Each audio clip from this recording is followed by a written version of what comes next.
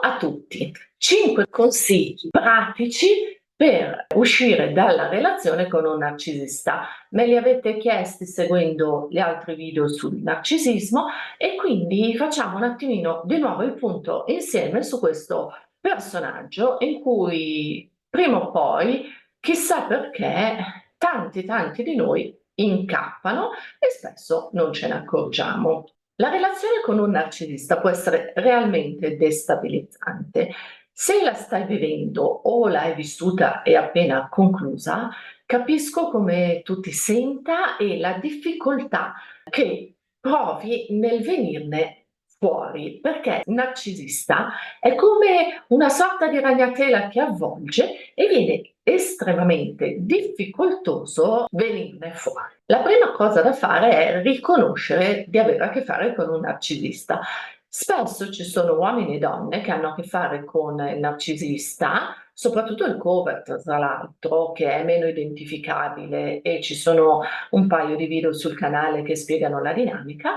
Ecco, non ce ne si rende conto. Allora, come facciamo a individuare il narcisista? Quindi a renderci prima di tutto conto che stiamo vivendo una relazione con un narcisista, renderci conto quanto ci fa star male e poi ovviamente fare il passo di uscirne o, se ne siamo usciti a istinto, di staccarcene definitivamente. Il narcisista tende a manipolarti emotivamente, ti fa sentire in colpa con ricatti emotivi, minacce, silenzi punitivi, pianta giù il muso, è assolutamente subdolo in queste manifestazioni. Riesce sempre a far ricadere chissà come la colpa su di noi o quantomeno a farci sentire in colpa. Ricordatevi che il narcisista tende a puntare persone buone, persone di cuore, persone empatiche. È lì che riesce a lavorare meglio. Perché? Perché la persona di là chiaramente ha un certo tipo di apertura, di ascolto e di questo il narcisista approfitta assolutamente. La svalutazione. Il narcisista tende a essere molto critico, alle volte apertamente, dal tu non capisci niente, questa cosa tu non la capirai mai, o addirittura il tu non mi capisci, ok? Quindi non che tu sia stupida genericamente o stupido genericamente, ma come se tu non avessi quell'empatia, quell'intelligenza emotiva di capire il suo universo e quindi anche qui giù ti senti in colpa. Il narcisista non è in grado di capire i tuoi sentimenti e i tuoi bisogni. Fermo restando che nelle relazioni bisogna essere molto chiari, quindi non speriamo che la persona di fronte a noi abbia la cosiddetta palla di vetro. Se una cosa ci fa soffrire, diciamola. A quel punto però, se ci rendiamo conto che ogni volta che parliamo di una cosa nostra, che siamo tristi per un qualcosa, che qualcosa ci fa soffrire e lo condividiamo con il nostro, la nostra partner e non troviamo assolutamente empatia, non sentiamo sincero dolore o sincero coinvolgimento da parte della persona con cui siamo, bene, ecco, brutalmente perché non gliene frega niente.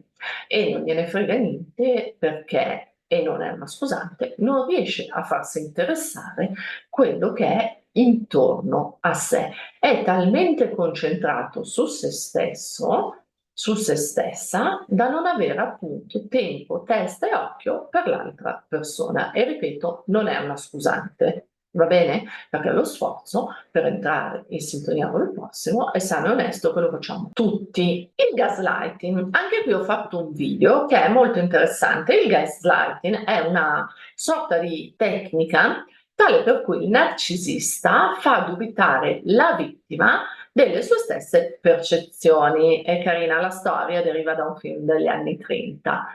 Quindi cosa succede? Il narcisista ti dice: "Ah no, ma te l'avevo detto che sarei uscita". "Ah no, te l'avevo detto". "Ah no, lo sai". E noi, magari presi nelle 1000 cose del quotidiano, diciamo: "Ah sì, cavoli, forse ha ragione lui, a me non sembra". Ma allora, se i "a me non sembra" diventano troppi, un consiglio banale, ma estremamente funzionante è: scrivetevi le cose. Cioè, fate anche una sorta di cartina di tornasole su qualcosa, qualche argomento che pensate possa essere il suo punto debole, quello su cui vi manipola di più. Ve lo scrivete giorno, ora, argomento, cosa gli avete detto, cosa vi ha risposto. Fatelo 3 o 4 volte. Se, come si dice, i conti iniziano a non tornare, avete di fronte appunto una persona che vi sta facendo gaslighting, cioè vi fa dubitare di voi stessi per avere in mano il controllo. Inoltre il narcisista tende a isolarvi. Perché? Perché se voi avete una cerchia di amicizie, di persone che vi vogliono bene forte, chiaramente questa cerchia sarà di supporto e di confronto e probabilmente anche un pochino una cerchia critica nei confronti di questa persona che vi sta manipolando.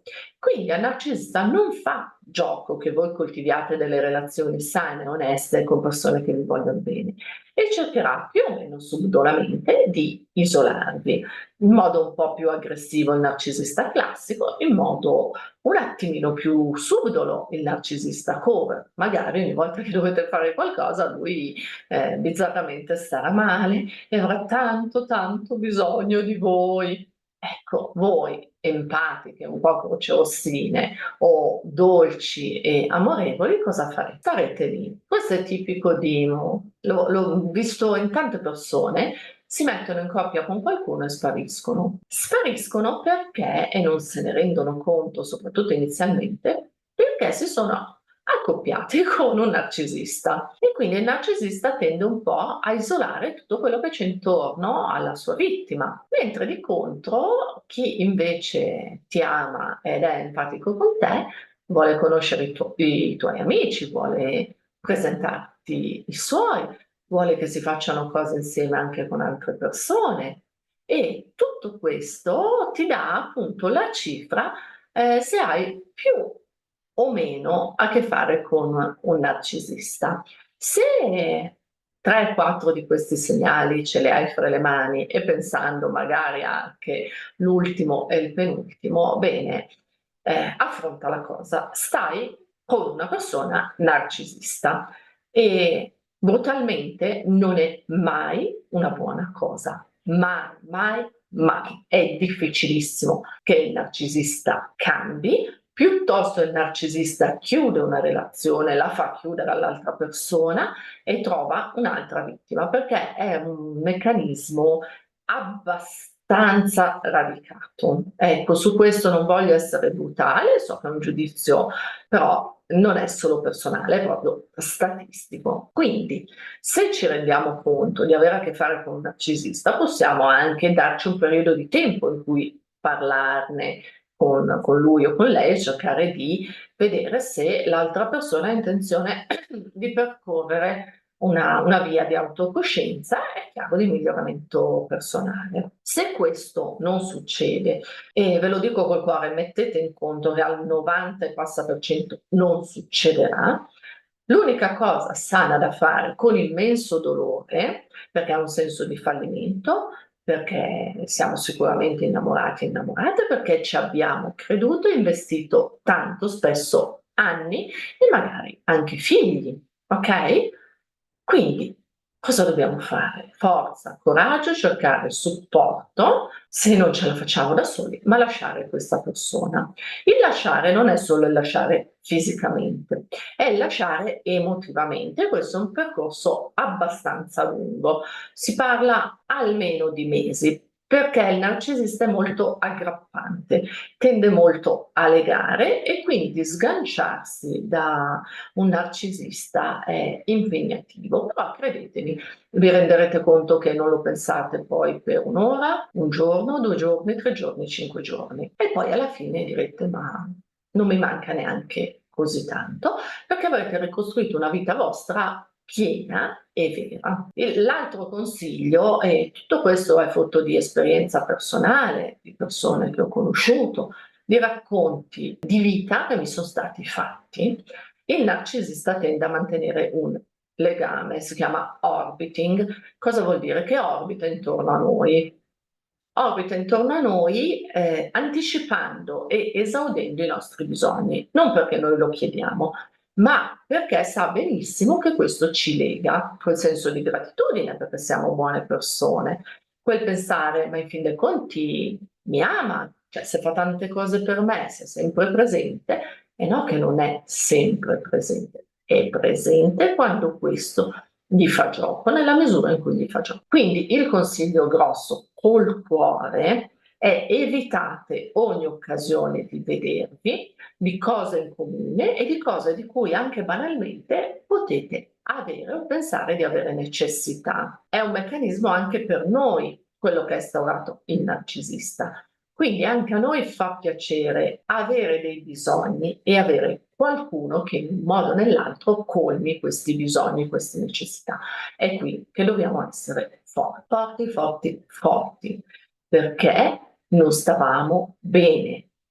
In ultima istanza, anche se diciamo, ma lui era bravo, faceva tante cose per me, è sempre un e ma. Quando una frase inizia con e ma, c'è già qualcosa che non sta funzionando. Quindi ricordati, non sei da sola, hai delle persone che ti vogliono bene. Stai con loro, fatti coccolare da chi ti vuole bene, perché tu, in primis, meriti di essere felice, tu come persona a prescindere. Terza cosa, datti il tempo di guarire, il tempo è il miglior medico, sappi che ce ne vorrà. Ti ripeto, si parla minimo di mesi. Chiedi aiuto se non ce la fai, amici, personale specializzato, quello che vuoi, tra virgolette, va bene tutto. Anche un'agenzia viaggi potrebbe essere un grande aiuto.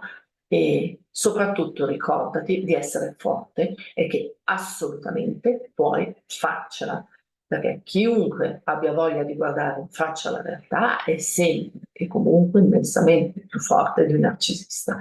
Questo lo dico col cuore, ricordatevelo sempre. Un abbraccio grandissimo.